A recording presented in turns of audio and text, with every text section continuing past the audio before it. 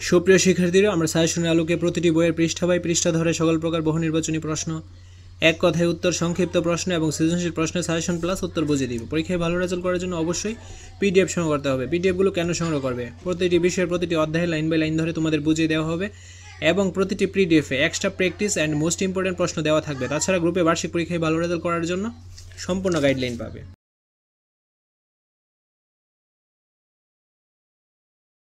তো আজকের ক্লাসটি হবে গ বিভাগ, রচনামূলক প্রশ্ন, প্রেক্ষাপটবিহীন যে প্রশ্নগুলো। 5টি থাকবে, 3টি প্রশ্নের উত্তর দিতে হবে এবং প্রত্যেকটার মান 5 করে, 3 5 15। একটি মাইক্রোবাস ও একটি ট্রাকের মধ্যে কোনটির জড়তা বেশি এবং কেন? একটি মাইক্রোবাস ও একটি ট্রাকের মধ্যে ট্রাকের জড়তা বেশি, কারণ প্রত্যেক জড় পদার্থই তার স্থির বা গতিশীল অবস্থা ধরে রাখতে চায় এবং এটি বস্তুর ভরের সাথে পরিবর্তিত হয়। ভর বেশি হলে জড়তা বেশি হয়। যেহেতু একটি ট্রাকের ভর মাইক্রোবাসের চেয়ে বেশি, সুতরাং ট্রাকের জড়তা বেশি হবে। ভিন্ন ভরের দুটি বস্তুর উপর একই পরিমাণ বল প্রয়োগ করলে তাদের অতিক্রান্ত দূরত্ব সমান হয় না কেন? ভিন্ন ভরের দুটি বস্তুর উপর একই বল প্রয়োগ করলে তাদের অতিক্রান্ত দূরত্ব সমান হয় না, কারণ তাদের ভর ভিন্ন হয়। F = ma বা a সমান F/m সূত্রানুসারে সৃষ্ট ত্বরণ ও ভিন্ন হবে। এক্ষেত্রে যার ভর বেশি তার ত্বরণ কম। আবার অতিক্রান্ত দূরত্ব যেহেতু ত্বরণের উপর নির্ভরশীল, সুতরাং দুটি বস্তুর ত্বরণ ভিন্ন হলে নির্দিষ্ট সমরান্তে এদের অতিক্রান্ত দূরত্ব ভিন্ন হবে।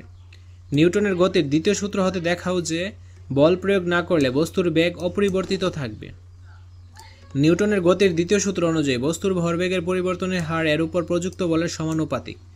m ভরের বস্তুর বল প্রয়োগের পূর্বের উপরের বেগ যথাক্রমে u(ms-1) ও v(ms-1) হলে mv-mu সমানুপাতিক f। এখন সমানুপাতিকের বদলে কে নিলাম? ধ্রুবমান F = mv-mu, কারণ কে এর মান যেহেতু 1, তো 1 আর f গুণ দিলে তো f হবে। বল প্রযুক্ত না হলে, অর্থাৎ প্রযুক্ত বল F = 0 হলে mv-mu, এই যে f এর মান যেহেতু 0 ধরা হয়েছে, 0 এখানে বসালে, আর এখানে m কমন নেওয়া হয়েছে 0, m≠0, সুতরাং b সমান কি হবে? u হবে। অর্থাৎ বলা যায় প্রয়োগ না করলে বস্তুর বেগ অপরিবর্তিত থাকে। সবার কমপ্লিট প্রস্তুতি নিশ্চিত করতে 10 মিনিট স্কুল নতুন করে সাজিয়েছে অনলাইন ব্যাচ 2024। তোমাদের 6টি বিষয়ের সম্পূর্ণ প্রস্তুতি নিশ্চিত করবে বুয়েট, ঢাবি ও মেডিকেল থেকে পড়া টিচাররা। এই ক্লাস শেষ করে সেই ক্লাসের লেকচার শিট ও রেকর্ডেড ভিডিও দেখে প্র্যাকটিস করে ওই টপিকের সকল সমস্যা দূর হয়ে। একটি সাইকেল 1 মিটার/সেকেন্ড, একটি গাড়ি 1 মিটার/সেকেন্ড বেগে ছুটছে। আবার একটি হাতে ছোড়া পাথর 1 মিটার/সেকেন্ড এবং একটি গুলিতে ছোড়া পাথর 100 মিটার/সেকেন্ড বেগে ছোড়া হলো। যদি সাইকেলের ভর 75 কেজি, গাড়ির ভর 2000 কেজি এবং পাথরের ভর 5 গ্রাম হয়, তাহলে প্রত্যেকটির ভরবেগ কত? আমাদের সাইকেলের ভরবেগ বের করতে হবে।